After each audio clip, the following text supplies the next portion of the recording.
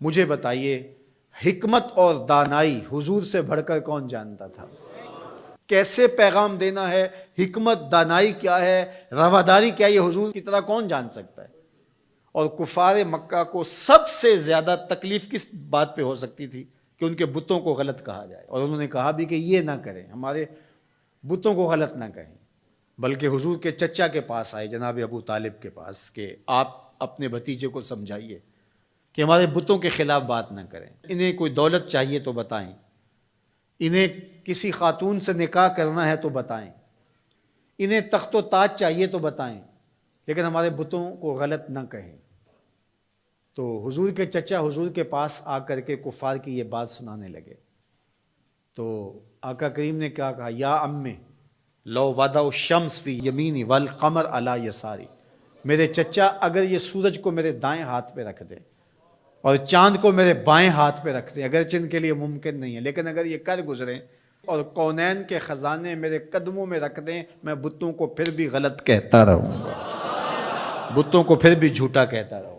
میں آپ کو یہ بات بتانے جا رہا ہوں وہ یہ کہ کفار مکہ کو سب سے زیادہ تکلیف اس بات کی تھی کہ کوئی ان کے بتوں کو غلط کہے، اور حضور سے بڑھ کر حکمت کون جانتا تھا؟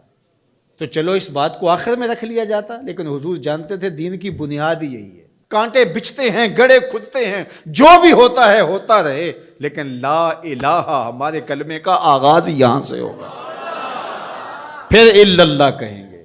پوری کائنات بچھ جائے تمہارے لیے، تمہیں آسان قرضے دے دے، تمہارے قرضے معاف کر دے، اس شرط پر کہ تمہاری رواداری اس طرح ہو کہ تم غلط کو غلط نہیں کہو گے، تو ہمیں یہ شرط قبول نہیں کرنی چاہیے۔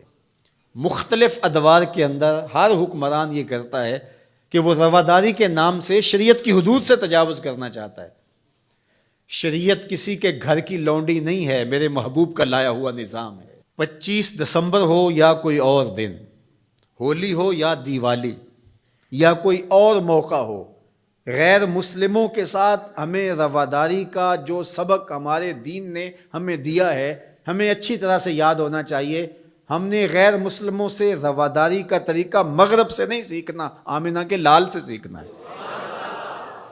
تو ہمیں کبھی بھی اس عقیدے سے انحراف نہیں کرنا چاہیے۔ ہمارے آیان اقتدار، ہمارے کار پرداز ذمہ دار حکومتوں کے تخت و تاج کے مالک مختلف ادوار کے اندر ایسے فول کر جاتے ہیں کہ جو شریعت کی دھجیاں اڑانے والی بات ہوتی ہے، اور وہ اس کو رواداری کے نام پہ کر رہے ہوتے ہیں۔ ان کے ساتھ رواداری کا یہ مفہوم نہیں ہے کہ جا کے جو ہے وہ ان کے بتوں کی آپ تعظیم کریں اور ان کے اوپر چڑھاوا چڑھاویں، یا پرشاد جا کے ان کی کھائیں، یا اسی طرح جو ہے وہ کرسمس ڈے کے اوپر ان کی تقریبات کے اندر اس طرح شامل ہوں کہ ان کے مذہبی شعار کو آپ جو ہے وہ اختیار کر رہے ہوں، تو یہ ہمارا دین اس کی اجازت نہیں دیتا۔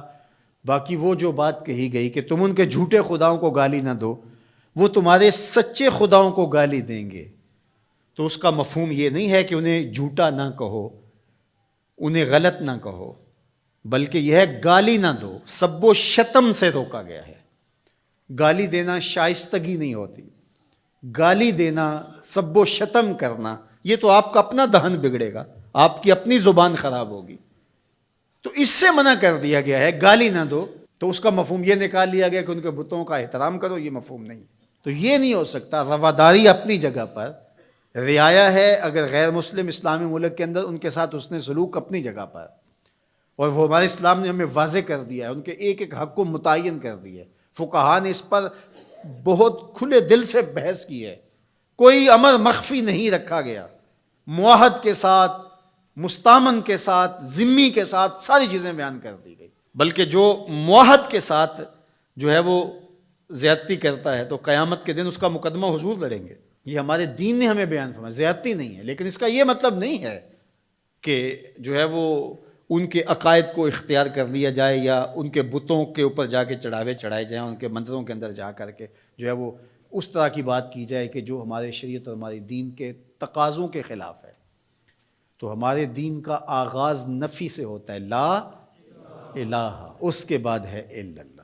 تو اللہ کے علاوہ کوئی معبود نہیں ہے، اللہ ہی معبود حقیقی ہے، وہی معبود برحق ہے۔ ہماری پیشانیاں صرف اس کے حضور جھکیں گی، اس کے علاوہ ہماری پیشانی کسی کے آگے سجدہ ریز نہیں ہوگی۔ اللہ اکبر، حتیٰ کہ پیغمبر بھی ہوں ان کا احترام ہماری زندگی ہے، لیکن سجدے کی اجازت ان کے لیے بھی نہیں دی گئی۔ ان کو اس مقام پہ نہیں کھڑا کر سکتے جو شان معبود برحق کی ہے۔